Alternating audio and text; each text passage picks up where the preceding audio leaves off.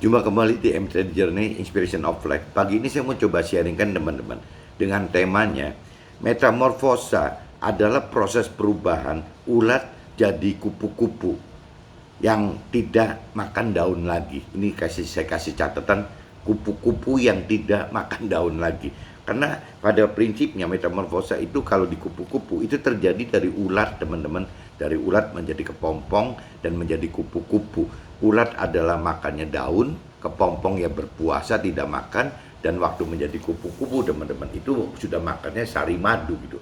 Nah ini yang saya agak uh, khususkan itu, ya jangan sampai kita menjadi kupu-kupu yang masih ingin makan daun gitu teman. Kupu-kupu itu sudah tidak makan daun teman. Kupu-kupu itu sudah makan sari madu. Nah ini saya kasih notes begitu, nanti biarin teman-teman jadi gampang ingat gitu bahwa masih sih ada kupu-kupu masih makan daun gitu. Nah kalau teman-teman jadi kupu-kupu ya kalau bisa jangan makan daun teman, sudah makan sari madu gitu. Ini saya coba baca dulu teman-teman di kitab Roma.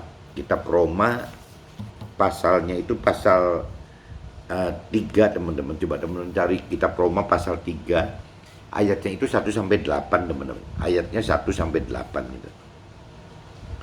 Jika demikian, apakah kelebihan orang Yahudi dan apakah gunanya sunat? Banyak sekali, dan di dalam segala hal. Pertama-tama, sebab kepada mereka lah dipercayakan firman Allah gitu. Jadi bagaimana jika di antara mereka ada yang tidak setia? Dapatkah ketidaksetiaan itu membatalkan kesetiaan Allah? Sekali-kali tidak. Sebaliknya, Allah adalah benar dan semua manusia pembohong, seperti ada tertulis. Supaya engkau ternyata benar dalam segala firman-Mu dan menang jika engkau dihakimi. Tetapi jika tidak kebenaran kita menunjukkan kebenaran Allah, apakah yang akan kita katakan itu? Tidak adilkah Allah? Aku berkata sebagai manusia, jika ia menampakkan murkanya, sekali-sekali tidak. Andai kata demikian, bagaimanakah Allah dapat menghakimi dunia? Tetapi jika kebenaran Allah oleh dustaku semakin melimpah bagi kemuliaannya, mengapa aku masih dihakimi lagi sebagai orang berdosa gitu? Bukankah tidak benar firman orang yang mengatakan bahwa kita berkata, marilah kita berbuat yang jahat, supaya yang baik timbul daripadanya. Orang semacam itu adalah selayaknya mendapat hukuman. Jadi ini kalau kita baca begini teman-teman, kadang-kadang memang ketidakbenaran itu menunjukkan kebenaran Allah. Apakah yang akan kita katakan itu? Tidak adilkah Allah, aku berkata sebagai manusia, jika ia menampakkan murkanya? Sekali-sekali tidak. Andai kata demikian, bagaimanakah Allah dapat menghakimi dunia? Nah ini kalau kita bicara di kitab Roma pasal 3 dan ayat 1 sampai 8 teman, kadang-kadang kita malah untuk tuayan penggenapan janji Tuhan itu kadang-kadang terkesan tertunda teman, terkesan tertunda, padahal bukan tertunda teman, karena di sini dinyatakan bahwa firman Tuhan itu setia gitu. Tidak mungkin Tuhan Allah itu tidak menggenapi janjinya gitu, pasti digenapi gitu. Nah problemnya Tuhan Allah punya sesuatu yang mungkin kita harus lebih mengerti akan firman Tuhan ya. Mungkin Tuhan Allah juga inginkan agar iman kita lebih gitu daripada iman yang sekarang gitu. Nah ini yang terkait lagi yang tadi teman-teman. Jadi kadang-kadang Tuhan Allah inginkan kita ini setelah mengalami proses metamorfosa gitu, dari ulat menjadi kepompong dan kupu-kupu yang tadi dikatakan gitu. Jadi bagaimana caranya? Ya Tuhan Allah inginkan apabila kita sudah mengalami proses menjadi kupu-kupu, tapi kupu-kupu tidak cuma cukup berhenti kupu-kupu teman-teman, tapi ya mesti sampai dari dalam kita ya. Kupu-kupu sudah tidak menginginkan daun lagi teman-teman. Jadi kupu-kupu itu akan bersih sekali, dia akan makan sari madu gitu, dari bunga, bukan dari daun gitu. Nah cuman dalam realitanya kita kadang-kadang kalau proses perubahan diri kita, metamorfosa yang kita alamin itu untuk karakter kita atau pola pikir atau jadi masih masih belum maksimal teman-teman. Kadang-kadang waktu kita menjadi kupu-kupu itu masih menginginkan daun teman. Ini contoh yang paling simpelnya, misalnya kita suka sekali kulineran gitu. Ya satu saat sebenarnya setelah kita diproses Tuhan menjadi dari ulat kepompong menjadi kupu-kupu. Jadi kita sekarang udah nggak punya target-target harus nikmatin kuliner A, kuliner B, kuliner C gitu. Udah nggak ada teman-teman. Jadi Tuhan tidak melarang kita menikmati kuliner A, B, C, itu tidak dilarang gitu. Ya boleh-boleh saja, tapi bukan jadi sasaran utama teman-teman. Sasaran utama itu bukan harus bagaimana mencari kenikmatan dari kuliner itu gitu. Nah,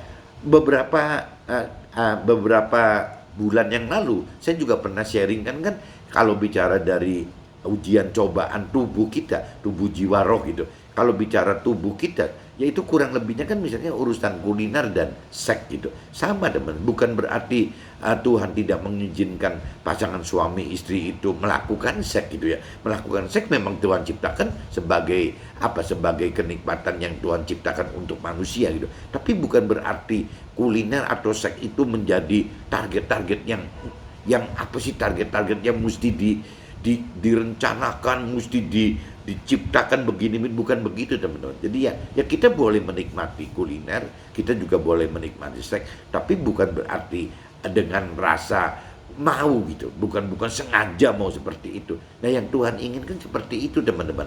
Makanya saya istilahkan, apakah tepat enggak kalau saya istilahkan seolah-olah kalaupun Tuhan sudah memproses kita, perubahan dari tubuh jiwa kita, tubuh jiwa roh kita, ya dari diumpamakan dari ulat menjadi kepompong menjadi kupu-kupu gitu ya. Tapi apakah masih ada tersisa gitu, waktu kita menjadi kupu-kupu kita tersisa masih ingin berbuat seperti kita dulu jadi ulat gitu teman-teman ya.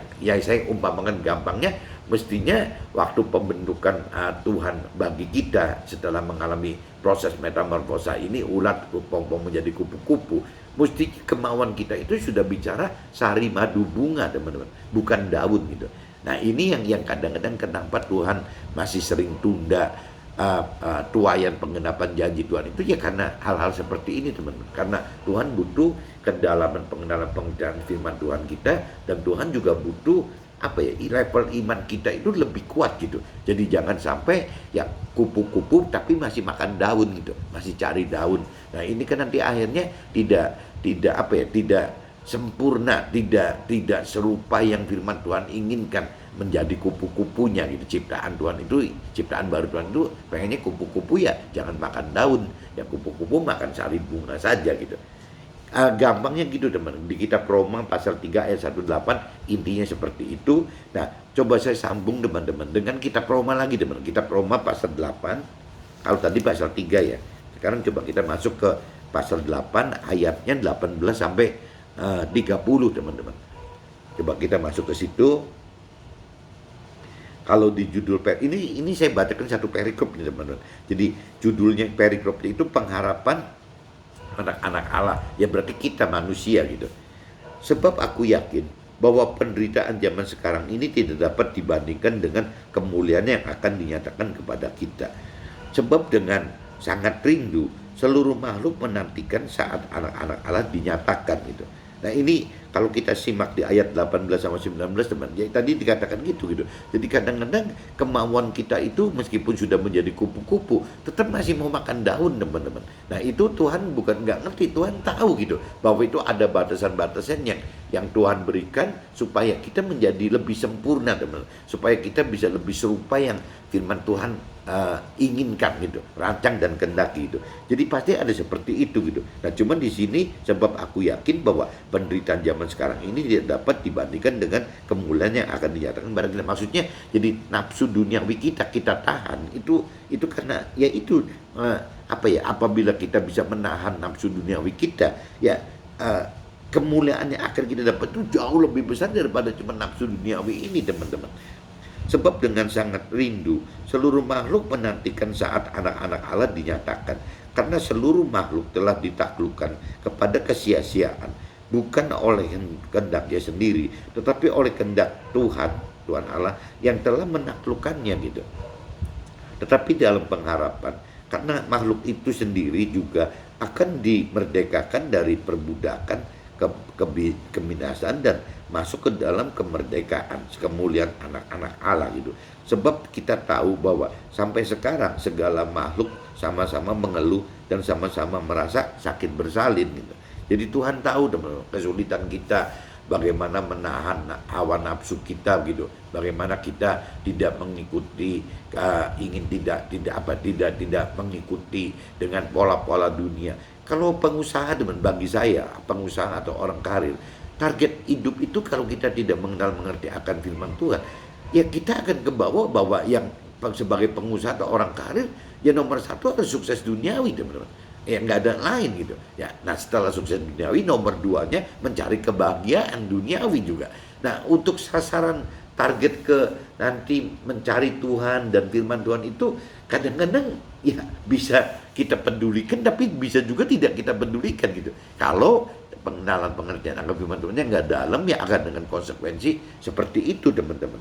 Dan bukan hanya mereka saja, tetapi kita telah menerima karunia sulung roh gitu.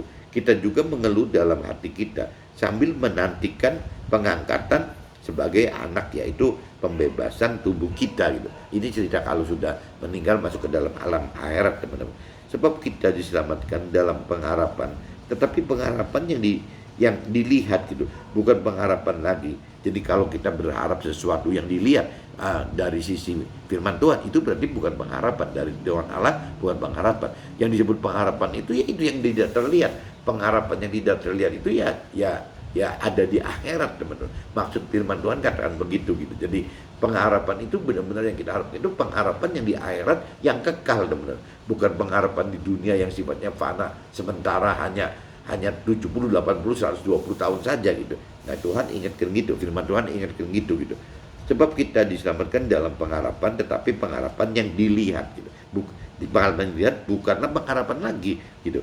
Sebab bagaimana orang masih mengharapkan apa yang dilihatnya itu. Tetapi jika kita mengharapkan apa yang kita lihat, kita menantikannya dengan tekun gitu. Apabila kita mengharapkan sesuatu yang tidak kita lihat gitu, ya tidak kita lihat, kita menantikannya dengan tekun. Tetapi jika kita mengharapkan apa yang tidak kita lihat, kita menantikannya dengan tekun. Firman Tuhan katakan gitu. Demikian juga Roh membantu kita dalam kelemahan kita. Sebab kita tidak tahu bagaimana sebenarnya harus berdoa, tetapi Roh sendiri berdoa untuk kita kepada Allah dengan keluhan-keluhan yang tidak terucapkan gitu. Dan Allah yang menyelidiki hati nurani mengetahui maksud Roh itu, yaitu bahwa ia sesuai dengan kehendak Allah berdoa untuk orang-orang kudus gitu. Kita tahu sekarang bahwa Allah turut bekerja dalam segala sesuatu untuk mendatangkan kebaikan bagi mereka yang mengasihi Dia, yaitu bagi mereka yang terpanggil sesuai dengan rencana Allah. Sebab semua orang yang dipilihnya dari semula, mereka juga ditentukannya dari semula gitu, untuk serupa dengan gambaran anaknya, supaya ia anaknya itu menjadi yang sulung di antara banyak saudaranya. Ini ceritanya anak yang sulung itu maksudnya Nabi Isa, teman-teman. Kalau bicara dari sisi Nasrani, ya Yesus itu, Nabi Isa gitu. Jadi Tuhan Allah menginginkan sekali bahwa kita ini serupa dengan Nabi Isa gitu. Ya kalau bicara Nabi Isa itu adalah Yesus. Yesus itu adalah, kalau yang saya sering sampaikan, adalah firman Tuhan. Jadi Tuhan Allah ingin sekali kita ini serupa dengan apa yang diperintahkan oleh firman Tuhan. Gampangnya gitu, teman-teman. Jadi apabila khususnya yang bukan teman-teman atau keluarga saya yang bukan Nasrani pun sama gitu. Jadi kalau selama ini saya universalkan, ya Tuhan Allah menghendaki agar keluarga dan teman saya yang bukan Nasrani ya melakukan seserupa mungkin dengan perintah dan peraturan firman Tuhan yang di kitabnya masing-masing keluarga dan teman-teman gitu. Jadi kalau yang mungkinnya agama Buddha atau Hindu atau apa, kan kitab sucinya apa ya, kita sebagai pelaku firman yang seserupa mungkin gitu melakukan firman seperti yang diperintahkan oleh kitab suci keluarga dan teman-teman saya. Begitupun yang Muslim gitu, apabila Muslim memang di kitab sucinya adalah Al-Quran, ya berarti ya seserupa mungkin gitu kan, melakukan hidup itu sesuai dengan perintah peraturan yang di Al-Quran itu. Yang di Nasrani juga sama, teman-teman. Kalau Nasrani Alkitab ya seserupa mungkin melakukan perintah peraturan apa firman Tuhan yang dikatakan di dalam kitab suci dalam Alkitab Nasrani itu. Jadi masing-masing kembali ke kitab suci masing-masing aja teman-teman. Yang Nasrani balik ke Alkitab, yang memperdalam Alkitab, yang Muslim juga memperdalam masalah Al-Quran, agama-agama Buddha, Hindu dan lain-lain juga yang memperdalam kitab suci masing-masing itu. Dan mereka yang ditentukannya dari semula, mereka itu juga dipanggilnya, dan mereka yang dipanggilnya, mereka juga dibenarkannya, dan mereka yang dibenarkannya, mereka itu juga dimuliakannya. Jadi sasaran akhir kita teman-teman bukan ingin mendapatkan kemuliaan dari manusia, tapi kita ingin mendapatkan kemuliaan dari Tuhan, teman-teman. Bagaimana Tuhan memuliakan kita. Nah, satu-satunya jalan Tuhan atau malaikat Tuhan bisa memuliakan kita, ya apabila memang kita melakukan firman Tuhan gitu. Ya melakukan firman Tuhan sesuai dengan perintah dan peraturan Tuhan. Tapi khusus untuk hari ini yang saya sharingkan itu maksudnya, kalaupun kita sudah mengerti akan kebenaran firman Tuhan, bagaimana hidup dengan kebenaran sesuai dengan kebenaran firman Tuhan, itu balik lagi yang kita mesti bisa menahan nafsu-nafsu duniawi kita, ya yang diibaratkan cerita metamorfosa itu adalah kita harus bisa menahan menjadi kupu-kupu itu, jangan sampai dalam hati masih mengingini daun gitu teman, ya seperti ulat gitu. Nah ini jangan sampai. Jadi kita udah tahu bahwa memang kupu-kupu ya memang nggak pantas makan daun gitu loh. Ya jangan sampai kupu-kupunya masih ingin makan daun karena takut sama Tuhan Allah sehingga tidak makan daun. Nah itu aja belum sempurna teman-teman. Yang Tuhan Allah inginkan, firman Tuhan inginkan itu adalah bagaimana ya memang sampai ada pengertian dalam pikiran perasaan kehendak kita gitu, bahwa yang namanya kupu-kupu itu ya bukan makan daun gitu, bukan tidak karena dilarang sama Tuhan Allah nggak boleh makan daun, bukan dilarang sama Tuhan Allah gitu. Memang kodratnya mesti dirubah bahwa kupu-kupu itu nggak bisa makan daun gitu. Kalau ulat bisa makan daun gitu, tapi kalau kupu-kupu tidak bisa makan daun. Nah ini teman-teman coba bisa artikan nggak gitu. Jadi maksudnya kalau bicara kita tidak makan daun itu bukan karena memang kita takut Tuhan jadi tidak makan daun, padahal kita masih makan daun gitu. Nah yang Tuhan maukan itu ya memang sampai kodrat kita, sampai jiwa kita, pikiran perasaan kehendak kita memang setelah menjadi kupu-kupu ya tidak bisa makan daun gitu. Memang bukan tidak mau, memang tidak bisa makan daun. Ini mudah-mudahan teman bisa nangkep artinya gitu, maksudnya gitu. Jadi Tuhan itu ingin merubah kita itu sampai dari kitanya sendiri gitu, dari pikiran perasaan kehendak kita itu memang yang tadi diumpamakan kupu-kupu sudah memang tidak mau makan daun itu, bukan berarti karena ada Tuhan jadi tidak berani makan daun gitu. Nah itu masih salah teman-teman. Ini maksudnya seperti itu. Nah sekarang saya coba masuk aja teman-teman, ini sudah saya bacakan kan di kitab Roma pasal 3 ayat 18 ya, bahwa janji Tuhan itu kadang-kadang memang sering terlihat tertutup kabut gitu, tapi sebenarnya Tuhan itu setia, tidak mungkin batalkan janji Tuhan. Ya cuman Tuhan punya maksud supaya kita lebih serupa dengan apa yang diperintahkan firman Tuhan gitu, serupa itu, dan kalau bisa sesempurna seperti Tuhan Allah inginkan gitu. Tapi kan mungkin nggak gampang gitu. Jadi itu yang di Roma pasal 3 ayat 1-8, yang di Roma 8 itu ya bicara yang tadi gitu teman-teman.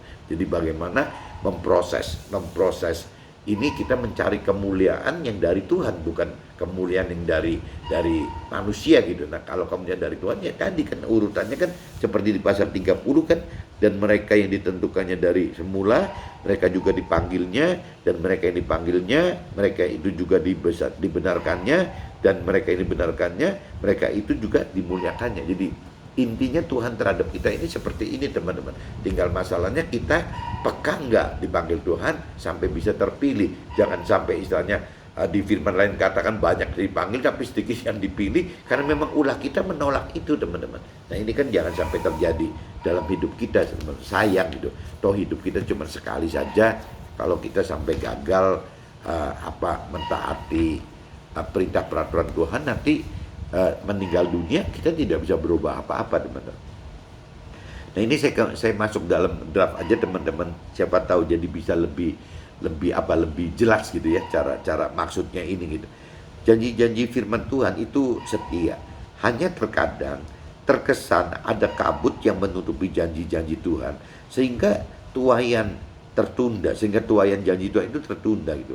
Hal ini oleh karena Tuhan rancangkan, kehendaki agar kita memiliki pendalaman, pengenalan dan pengertian akan firman dengan pandangan yang lebih benar, yang tadi saya katakan teman. Jadi kadang-kadang memang Tuhan tunda gitu ya untuk pengendapan janji Tuhannya, dengan maksudnya begitu teman, supaya kita lebih mengenal mengerti firman Tuhan, kita lebih beriman gitu ya akan firman Tuhan, akan Tuhan pribadinya gitu. Ya Tuhan punya maksud begitu teman-teman.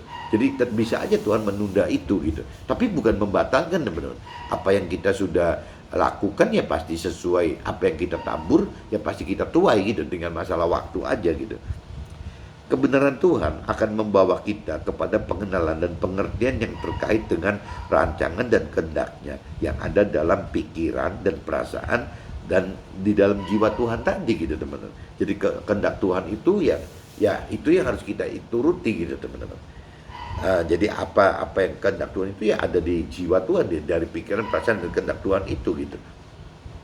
Sehingga tuaian pengendapan janji-janji Tuhan akan dapat hasilkan target Tuhan yang maksimal teman-teman bagi kehidupan kita baik di akhirat dan di dunia. Karena Tuhan inginkan seperti itu teman-teman. Kita itu harus bisa menuai janji Tuhan itu secara maksimal, kita dengan cara bagaimana kita bisa menerapkan hidup kita secara maksimal sesuai dengan perintah peraturan Tuhan gitu teman-teman.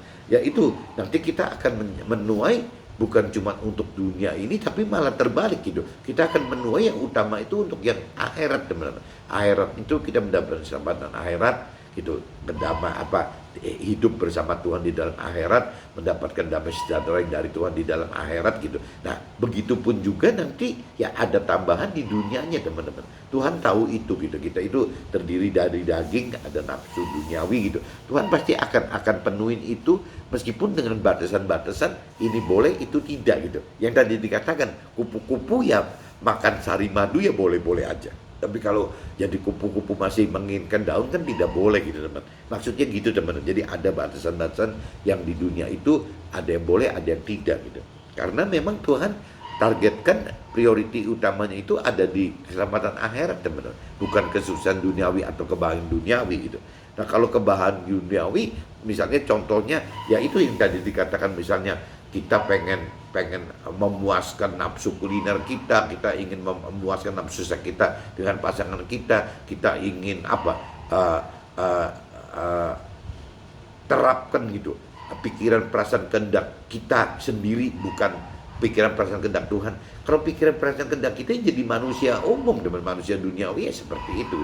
Nah itu kan ada batasan-batasan yang tadi firman di kitab Roma pasal 3 itu nyatakan bahwa ya penderitaan macam itu bukan yang terberat gitu. Jadi itu sih cuman sekedar aja gitu dibandingkan ini yang di Roma pasal 8 teman, di ayat 18 dinyatakan seperti itu gitu. Jadi sebab aku yakin bahwa penderitaan zaman sekarang ini tidak dapat dibandingkan dengan kemuliaan yang akan dinyatakan kepada kita. Jadi itu apa yang kita merasa sekarang tidak dapat lakukan seperti halnya orang dunia lakukan, itu kata firman Tuhan katakan, Tuhan Allah katakan itu tidak ada artinya kalau kita bandingkan nanti waktu kita mendapatkan kemuliaan dari Allah gitu. Itu seperti itu teman-teman. Nah ini dibutuhkan proses perubahan hidup bagi kita, yakni sebuah proses metamorfosa dari ulat jadi kepompong serta jadi kupu-kupu. Tidak berhenti hanya jadi kupu-kupu saja, nah yang tadi saya udah jelaskan, tetapi harus sampai jadi kupu-kupu yang harus makan madu sari bunga, bukan masih jadi kupu-kupu yang masih inginkan makan daun seperti dulu jadi ulat gitu teman. Nah ini kan jadi memang yang tadi saya udah jelaskan gitu. Jadi bagaimana ya kita sudah bukan karena takut sama firman Tuhan atau takut karena Tuhan Allah sehingga kita sebagai ibarat sebagai kupu-kupu masih tidak mau makan tidak makan daun gitu. Ya, tapi memang seyogyanya, sewajarnya, selayaknya, sepantasnya gitu. Ya, seekor kupu-kupu memang sudah tidak bisa makan daun, teman-teman. Ya, kita nggak bisa gitu balik lagi jadi kupu-kupu masih makan daun gitu. Nah, itu yang dimaksudkan firman Tuhan Allah itu, kita pengen sampai seperti itu gitu. Tuhan Allah itu pengen merubah karakter kita itu seperti itu, teman-teman. Jadi memang sudah tidak bisa makan daun, bukan tidak mau makan daun gitu. Memang sudah tidak bisa makan daun. Nah, ini umpamanya iman kita gitu, pengenalan pengertian firman kita itu sampai sudah tidak bisa tergoyahkan lagi, teman-teman. Meskipun kalau bicara dari sisi duniawi, orang duniawi katakan bodoh sekali gitu. Ya kok mau-maunya kita masih hidup duniawi tapi masih begitu. Tapi balik lagi firman tadi di kitab Roma pasal 8 ayat 18 mengingatkan bahwa apa yang kita taati gitu, yang melakukan firman Tuhan, peraturan firman Tuhan itu, ya nanti bandingannya itu akan dapat kemuliaan dari Tuhan yang tidak bisa dibandingkan dengan ya penderitaan waktu kita minggir dari nafsu duniawi kita, teman-teman. Maksudnya gitu, teman-teman. Ada saat Tuhan hadirkan saat kita jadi kepompong, di mana ada jeda waktu untuk berdiam diri secara rohani. Nah ini tadi saya sudah katakan, kalau bicara proses dari ulat kepompong menjadi kupu-kupu, kalau bagi saya sebagai pengusaha atau teman-teman karir gitu, yang saya rasakan, teman-teman, yaitu jadi Tuhan bisa saja yang tadinya kita di fungsi manajer gitu kan, kalau di pengusaha gitu ada level kan, kalau diurut kan ada dari bawah kan ada representatifnya, sales representatifnya naik lagi, ada supervisor naik, ada manajer naik lagi, ada direktur naik lagi, ada komisaris gitu. Nah, kalau Tuhan pengen didik pengusaha menjadi kepompong, ya logikanya jabatan itu akan ditempatkan di fungsi komisaris, teman-teman. Karena komisaris itu tidak bisa ikut terlibat dalam operasional sehari-hari gitu. Yang beda waktu kita menjadi manajer atau jadi direktur gitu, masih ada di dalam aktivitas harian operasional usaha kita. Tapi kalau sudah ditempatkan sebagai komisaris, susah, teman-teman. Dan yang paling repot, teman-teman, apabila kita di fungsi komisaris tapi fungsi direkturnya nggak bisa jalan gitu. Nah, kita yang setengah mati, yang menjadi komisaris itu ya setengah mati. Kecuali kalau memang Tuhan ingin didik kita ya untuk menjadi kepompong gitu. Jadi kita disetting akan menjadi fungsi komisaris, di mana komisaris itu mandul gitu. Maksudnya mandul itu tidak bisa berfungsi kebijakannya, kearahannya, apanya itu, karena tim direkturnya nggak bisa running well, tidak bisa berjalan dengan baik, teman-teman. Yaitu secara duniawi itu jadi rugi sekali, teman-teman ya. Bagaimana Tuhan tempatkan kita yang biasanya sebagai manajer dan direktur, sekarang dijadikan seperti kepompong gitu, dibiarkan menjadi komisaris yang mandul gitu, tidak efektif. Tapi cara kerja Tuhan begitu, teman-teman. Nah, kalau kita kembali ke kitab Roma 8 ayat 18, ya kita nggak boleh nyesel itu gitu, karena Tuhan punya niat yang beda gitu, bahwa Tuhan ingin kita mengalami masa jeda ini untuk bisa mendapatkan kemuliaannya nanti di akhirat itu. Dan apa yang kita alami, teman-teman, sebagai pengusaha duduk sebagai fungsi komisaris, padahal biasanya kita duduk di fungsi direktur atau manajer, ya seperti halnya cerita Nabi Musa, teman-teman. Nabi Musa juga sama, teman-teman, mendapatkan masa jeda, kalau saya hitung itu 40 tahun gitu. Saya 20 tahun, Nabi Musa 40 tahun. Saya nggak ngerti teman-teman berapa lama gitu kan, beda-beda gitu. Kalau Nabi Musa itu kan, kalau kita urut dari historicalnya gitu, dari lahir dialirkan di sungai, diambil sama salah satu anaknya Firaun, ratunya gitu, diangkat anak, ya itu anggaplah dari lahir sampai 40, Nabi Musa itu hidup sebagai direktur atau sebagai manajer, maksudnya aktif di dalam istana, teman-teman, sebagai pangeran itu. Tapi begitu sudah umur 40 ke 80, Tuhan itu taruh Nabi Musa menjadi gembala di padang rumput, teman-teman. Gembala domba di padang rumput. Coba bayangin, 40 tahun loh, teman-teman. Jadi menjadi dari lahir sampai jadi pangeran 40 tahun gitu ya. Menjadi gembala domba di padang rumput 40 tahun juga gitu. Nah, waktu 40 tahun di padang rumput, apa yang dia bisa kerjakan gitu? Ya pasti kan berurusannya dengan domba, tidak ada aturan apa-apa, teman-teman. Paling dengan anak buahnya Nabi Musa aja gitu. Ya yang tukang angon domba, berapa banyak kan, sedikit sekali gitu ya. Dombanya mungkin yang banyak, orangnya sedikit. Tapi kalau waktu aktif jadi pangeran di Mesir gitu, di Mesir, ya itu kan anak buahnya banyak sekali, teman, bangun ini bangun itu gitu kan. Musa kan terkenal cakap gitu, cakap kerjanya gitu, mimpin ini mimpin itu, bangun ini bikin itu gitu. Nah ini banyak sekali anak buahnya, tapi waktu menjadi gembala domba kan tidak. Nah setelah masa jeda 40 tahun di padang gurun, padang rumput menjadi gembala domba. Ini kan proses pendidikan bagaimana Tuhan bisa ajar Nabi Musa untuk lebih fokus gitu, bagaimana soal-soal rohani. Saya juga ngalami seperti itu teman, cuman 20 tahun gitu. Nah setelah itu ya setelah Nabi Musa mengerti lebih dalam akan firman Tuhan, lebih beriman kepada Tuhan Allah gitu. Nah akhirnya Nabi Musa kan dijadikan alat Tuhan teman-teman waktu umur 80 sampai 120 tahun loh teman-teman. Jadi udah tua sekali. Jadi 80 sampai 120 tahun Nabi Musa itu yang mengalami menjadi alat Tuhan. Nah saya juga nggak ngerti teman-teman, apakah setelah proses 20 tahun ini saya akan menjadi alat Tuhan atau tidak, saya nggak ngerti. Cuman bertepatan dengan saya membuat vlog ini, ya saya udah bicara apakah saya setelah 20 tahun memang Tuhan akan pakai menjadi alat Tuhan untuk memberitakan kesaksian semacam ini teman. Saya nggak ngerti gitu. Cuman yang jelas saya mengalir saja, saya lakukan, saya tergerak untuk membuat vlog kesaksian ini. Ya sudah, lepas nanti dikomentari sama teman keluarga, teman-teman atau mungkin mentor rohani jelek atau buruk, atau bagus atau bener, ya saya nggak ngerti gitu ya. Apa salah, apa bener, ya apa bagus, apa jelek itu saya nggak ngerti gitu. Cuman ya saya berusaha dengan dari ketulusan hati saya gitu. Ya saya ingin menjadi alat Tuhan. Kalau memang ada dorongan, ya saya cuma bisanya seperti ini teman-teman. Nggak bisa yang lain gitu ya. Saya cuma bisa cerita bersaksi seperti ini gitu.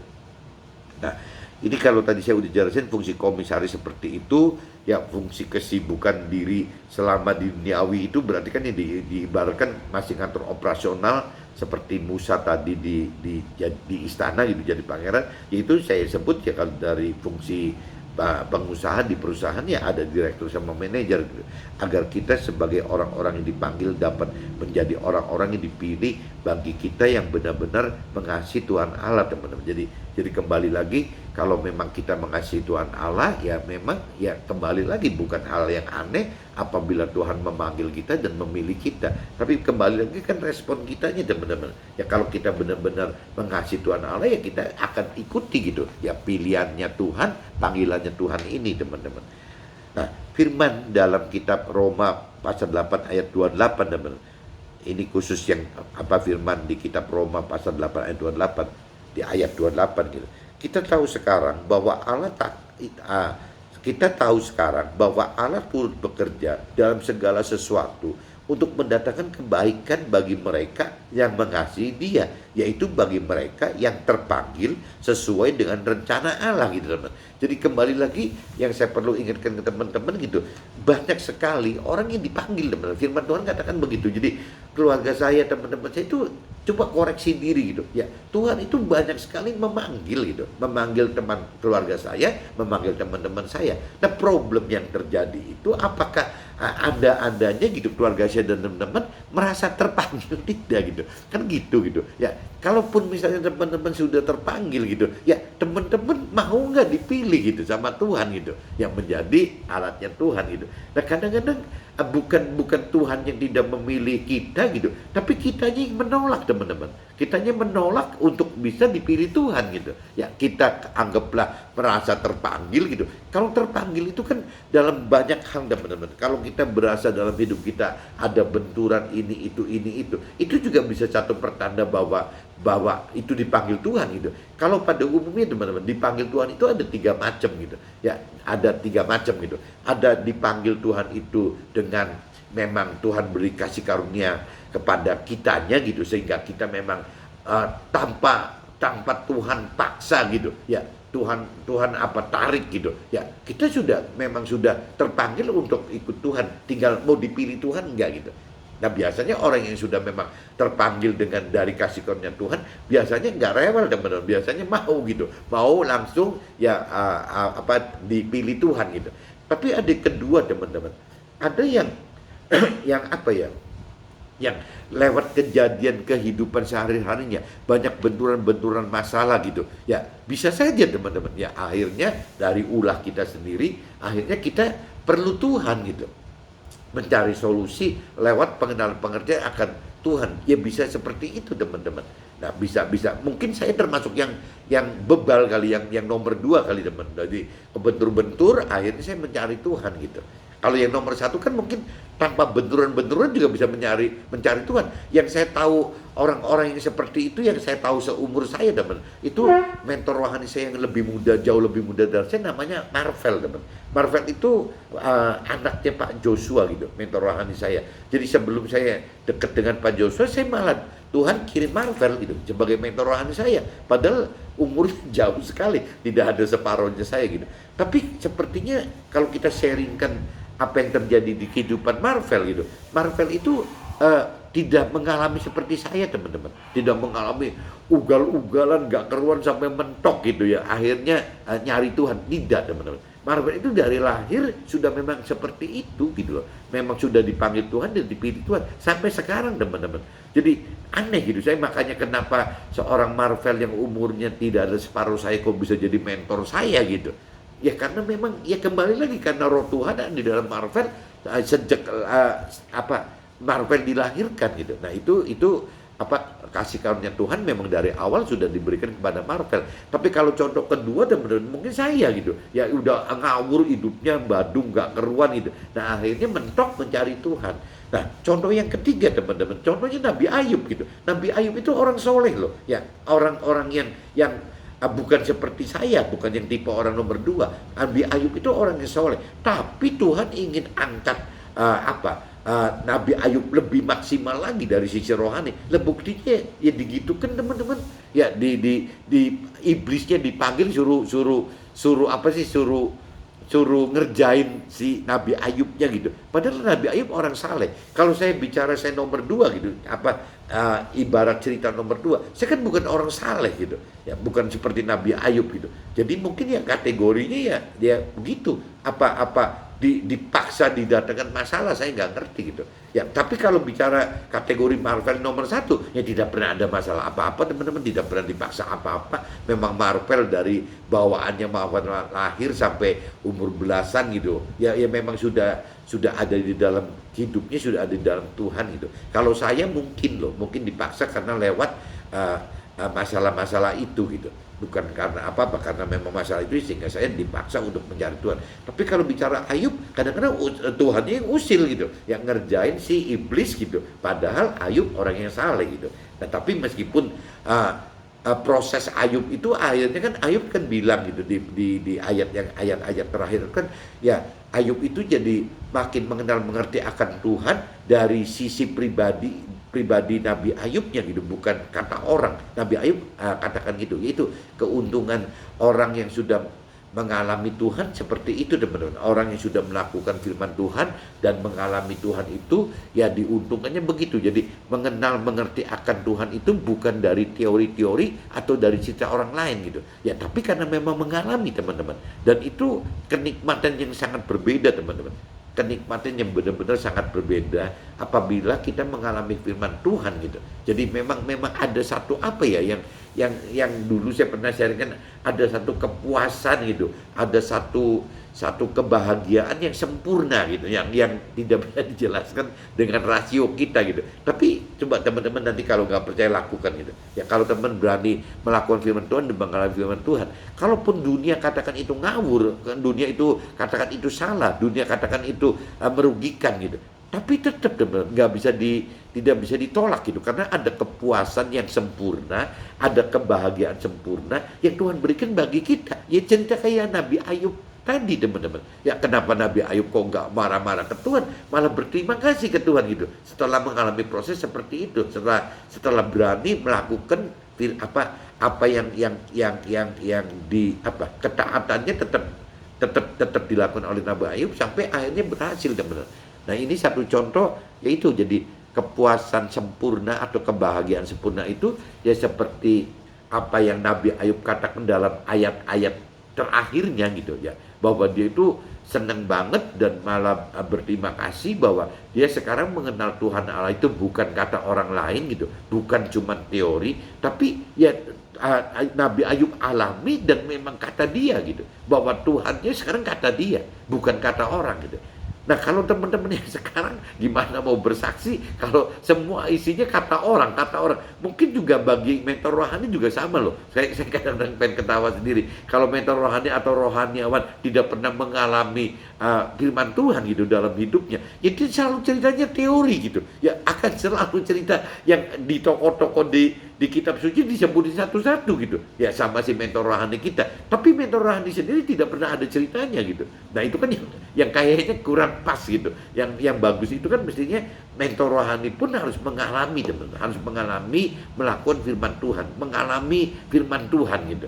Nah, nanti jadi ujung-ujungnya bisa seperti Nabi Ayub, teman-teman. Ya, bagaimana dia bersaksi menjadi alat Tuhan. Nabi Ayub kan pengusaha, teman-teman, bukan mentor rohani gitu. Ya, sampai setelah dipulihkan juga gitu. Ya, Nabi Ayub kan kembali lagi jadi pengusaha yang jauh lebih sukses daripada yang sebelum kenal Tuhan gitu. Sebelum benar-benar secara pribadi kenal Tuhan. Ya itu Nabi Ayub Tuhan rancang dan kehendaki seperti itu. Tapi saya belum tentu, teman-teman saya apa memang bisa diharapkan seperti Nabi Ayub gitu ya, nggak bisa. Itu kan hak privilege-nya Tuhan lagi. Cuman yang jelas ya, kita pengen jadi pengusaha atau bukan pengusaha, tetap yang Tuhan akan jamin itu adalah yang tadi gitu ya. Kita akan mendapatkan kemuliaan dari Tuhan gitu sampai nanti datang ke alam akhirat. Dan juga Tuhan sediakan satu damai sejahtera berupa yang tadi, bagaimana dalam mengalami firman Tuhan di dunia ini ada kepuasan dan kebahagiaan yang sempurna gitu. Kepuasan yang sempurna atau kebahagiaan sempurna yang akan didapat oleh si pelaku firman, teman-teman. Itu janji Tuhan seperti itu gitu. Nah, kepuasan sempurna dan kebahagiaan sempurna ini yang tadi saya katakan tidak dapat dimengerti oleh orang-orang yang belum mengerti akan firman Tuhan gitu. Contoh yang jelas nyata itu contohnya istrinya Ayub, teman-teman. Istri Ayub itu tidak mengerti akan firman Tuhan, sehingga waktu si Ayub itu mendapatkan kepuasan sempurna, kebahagiaan sempurna, tapi istrinya tidak, teman-teman. Istrinya tetap komplain gitu. Nah, akhirnya sampai bubarnya kali gitu. Tapi ceritanya nggak ada lagi, atau bubar atau mati gitu, saya nggak ngerti, meninggal atau bubar saya nggak ngerti. Cuman yang jelas kalau banyak orang mentor rohani katakan ya Ayub itu di kehidupan setelah alamin ujian cobaan yang dari Tuhan tadi gitu, yang Tuhan cobain lewat iblis lewat si iblis itu ya. Setelah Ayub lolos dari itu ya, Ayub punya anak-anak baru yang jumlahnya sama, kalau nggak salah 10 orang atau berapa gitu. Ditambah katanya anak ceweknya cakep-cakep gitu ya. Berarti anak cewek yang dulu nggak cakep gitu. Nah, ini ada dugaan jangan-jangan Nabi Ayub ganti istri nih gitu. Tuhan kasih istri baru. Saya nggak ngerti detailnya. Cuman yang jelas kalau bicara sampai istri Ayub yang waktu bareng sama Ayub yang itu gitu ya, waktu Ayub diproses, Ayub pengertian firman-Nya dalam sekali, imannya tinggi sekali, akhirnya Ayub tetap dalam kondisi mengalami ujian cobaan itu, Ayub tetap mendapatkan kepuasan yang sempurna dan kebahagiaan yang sempurna, teman-teman. Tapi ini tidak bisa dirasakan oleh istri Ayub gitu. Ya, istri Ayub tetap merasa ini konyol banget.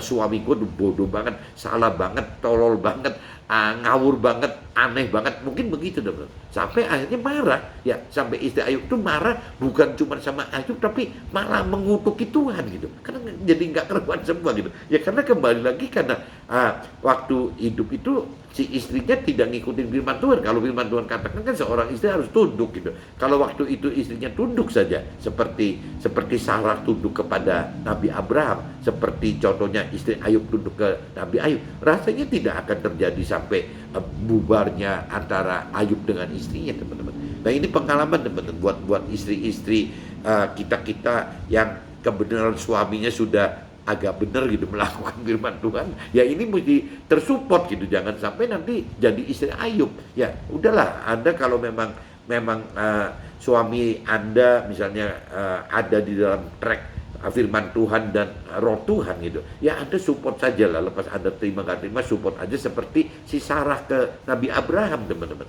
Akhirnya jadi selesainya dengan enak gitu. Ya jangan sampai kita terjebak ada cerita istrinya Nabi Ayub malah diikutin, kan jadi nggak keruan semua. Mudah-mudahan teman-teman bisa nangkap maksudnya gitu. Jadi intinya hari ini saya cukupin dulu, teman-teman. Jadi saya cuma penjelasin bahwa metamorfosa adalah proses perubahan ulat jadi kupu-kupu yang tidak makan daun lagi. Nah, maksudnya gitu teman-teman. Jadi jangan sampai Tuhan sudah memproses kita dari ulat jadi kepompong, kita bertapa sekian lama berdiam diri, masa jeda untuk mengenal mengerti firman Tuhan, dan kita balik lagi sudah lahir baru, bukan sebagai ulat tapi sebagai kupu-kupu. Ya, tapi diingatkan, firman Tuhan ingatkan jangan sampai kita kembali lagi kupu-kupu masih menginginkan daun gitu.